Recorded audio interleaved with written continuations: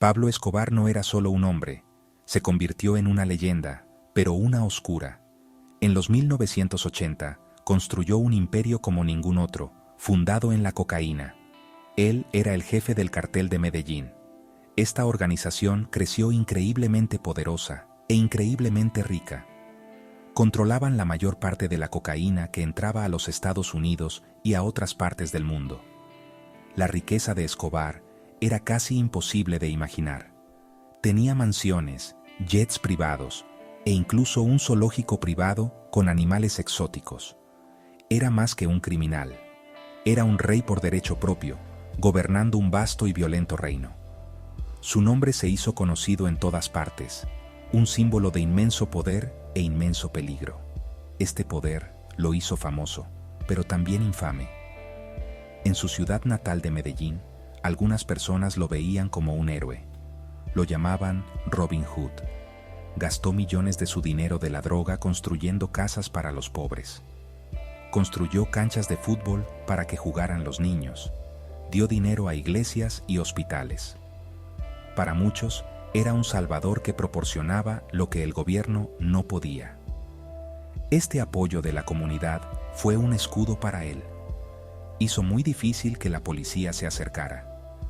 Estaba protegido no solo por su ejército de sicarios, sino también por la lealtad de la gente común que lo veía como su benefactor. Sin embargo, esta generosidad tenía un lado muy oscuro. El imperio de Escobar se construyó sobre una base de violencia extrema. Ordenó el asesinato de miles de personas. Cualquiera que se interpusiera en su camino era un objetivo. Esto incluía a policías, jueces, periodistas e incluso candidatos presidenciales. Su lema era plata o plomo. Podías aceptar su soborno o enfrentar una bala. Bombardeó espacios públicos, aviones y edificios gubernamentales. Esta ola de terror sumió a Colombia en un estado de miedo constante. El país estaba en guerra consigo mismo y en el centro de todo estaba un hombre, Pablo Escobar. Debido a esta violencia y su control sobre el tráfico de drogas, Escobar se convirtió en un enemigo principal para dos naciones poderosas. El gobierno colombiano estaba desesperado por detener el derramamiento de sangre y recuperar el control de su país. Querían llevarlo ante la justicia por sus innumerables crímenes. Al mismo tiempo, los Estados Unidos lo veían como una gran amenaza. Su cocaína estaba inundando sus calles, causando adicción y crimen. El gobierno de los Estados Unidos, especialmente la Administración de Control de Drogas, declaró una guerra contra las drogas. Pablo Escobar era su objetivo número uno. Esto preparó el escenario para una de las cacerías humanas más grandes e intensas de la historia moderna. El mundo se estaba acercando al rey de la cocaína. Un imperio tan grande como el de Escobar necesitaba aliados leales para funcionar. No lo construyó solo. Uno de sus socios más importantes fue Carlos Leder, cofundador del cartel de Medellín. Leder era brillante y ambicioso. Revolucionó el tráfico de drogas al crear un importante centro de transporte en una isla en las Bahamas. Desde allí, pequeños aviones podían volar fácilmente cocaína a Florida. Ayudó a que el cartel fuera increíblemente eficiente y rentable. Pero en 1987, Leder fue capturado. Fue extraditado a los Estados Unidos, convirtiéndose en el primer gran traficante colombiano en enfrentar la justicia estadounidense. Esto fue un golpe enorme para el cartel. Demostró que incluso los narcos más poderosos no eran intocables. La captura de socios clave comenzó a crear grietas en la fortaleza de Escobar. Cuando Leder enfrentó una larga pena de prisión en los Estados Unidos, decidió cooperar con las autoridades. Les dio información valiosa sobre las operaciones del cartel y sus líderes. Esta traición desde dentro fue devastadora. Ayudó a las fuerzas del orden a comprender cómo funcionaba la organización, quiénes eran los actores clave y dónde estaba el dinero. Otras figuras importantes, como los hermanos Ochoa, también comenzaron a caer. Uno por uno, los pilares que sostenían el imperio de Escobar estaban siendo desmantelados. Poco a poco, estaba perdiendo la poderosa red que lo había protegido durante tanto tiempo.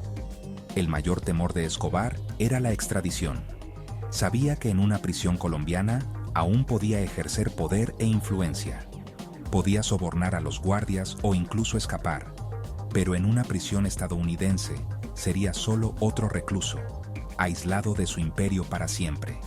Luchó contra la extradición con todo lo que tenía, lanzando una campaña de terror y presión política. Incluso negoció un acuerdo para entregarse y ser alojado en su propia prisión de lujo construida a medida, la Catedral. Pero incluso desde allí, continuó sus actividades criminales. Cuando el gobierno intentó trasladarlo a una prisión real, escapó, convirtiéndose en fugitivo una vez más. Esta fuga marcó un punto de inflexión. Escobar estaba ahora prófugo, sin los vastos recursos que alguna vez tuvo. Sus enemigos se multiplicaban.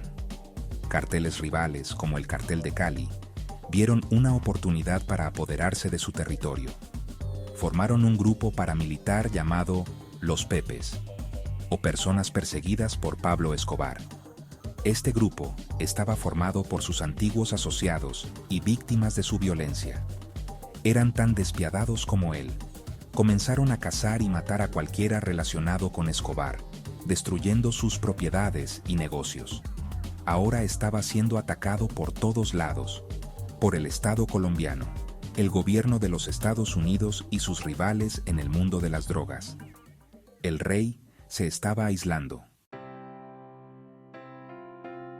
La búsqueda de Pablo Escobar fue una operación masiva y compleja. Fue liderada por una unidad especial de la policía colombiana, conocida como el Bloque de Búsqueda. Estos eran oficiales de élite, cuidadosamente seleccionados y entrenados para una misión: encontrar y capturar a Escobar. Eran implacables y dedicados, trabajando día y noche para rastrear cada uno de sus movimientos.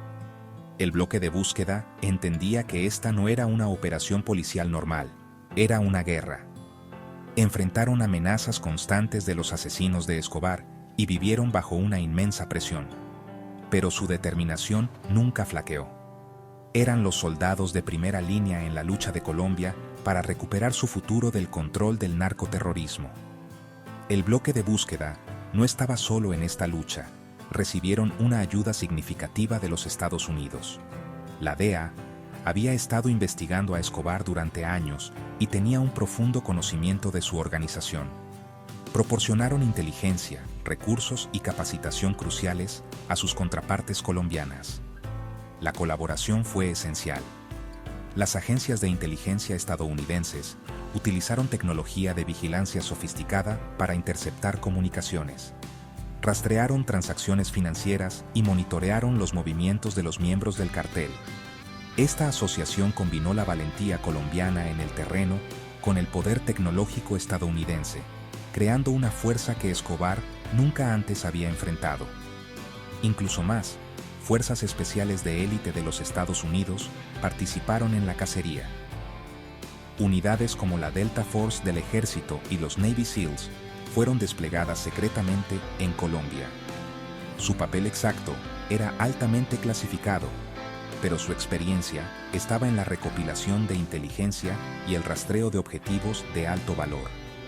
Trajeron equipos avanzados de vigilancia electrónica que podían determinar la ubicación de señales de radio y teléfono. Esto cambió las reglas del juego. Escobar siempre había dependido de la comunicación para dirigir su imperio, pero ahora sus propios métodos estaban siendo utilizados en su contra. Los cazadores estaban utilizando tecnología del siglo XXI para rastrear a un hombre escondido en las sombras de Medellín. La estrategia era desmantelar su red pieza por pieza. Las fuerzas del orden se centraron en capturar o matar a sus asociados más cercanos, sus abogados, sus gerentes financieros y sus principales sicarios. Cada arresto y cada redada lo debilitaban aún más. Los informantes fueron cruciales para este proceso. Muchas personas, ya sea por miedo o por una recompensa, comenzaron a dar pistas a las autoridades. Carlos Toro, un exmiembro del cartel, se convirtió en informante de la DEA, proporcionando información interna que llevó a grandes golpes contra la organización. Con su sistema de apoyo desmoronándose a su alrededor, Escobar se volvió cada vez más paranoico y solo. Era un fantasma, moviéndose constantemente, incapaz de confiar en nadie. A finales de 1993, Pablo Escobar era una sombra de lo que fue. Llevaba más de un año huyendo. La mayoría de sus hombres de confianza estaban muertos o en prisión. A su familia se le había negado asilo en otros países y estaban bajo protección del gobierno en Bogotá, esencialmente como rehenes. Estaba completamente aislado. El narcotraficante multimillonario se vio reducido a esconderse en casas de seguridad en su antiguo barrio de Medellín, incapaz de disfrutar de su fortuna o su poder. Su vasto imperio se había reducido a unos pocos guardaespaldas leales. Su única conexión con el mundo exterior y su mayor vulnerabilidad era su amor por su familia. Desesperadamente quería hablar con su esposa e hijos. El bloque de búsqueda y sus socios de inteligencia estadounidenses sabían que esta era su debilidad.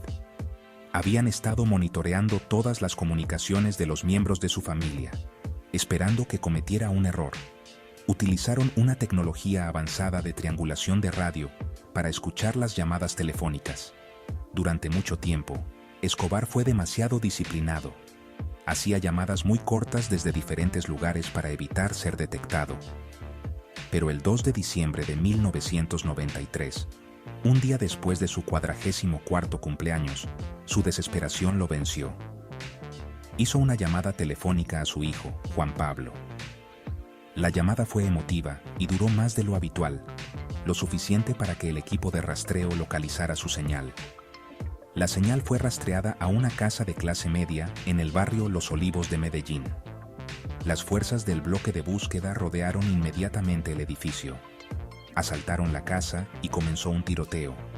Escobar y su único guardaespaldas, Álvaro de Jesús Agudelo, intentaron escapar por una ventana trasera hacia un tejado adyacente.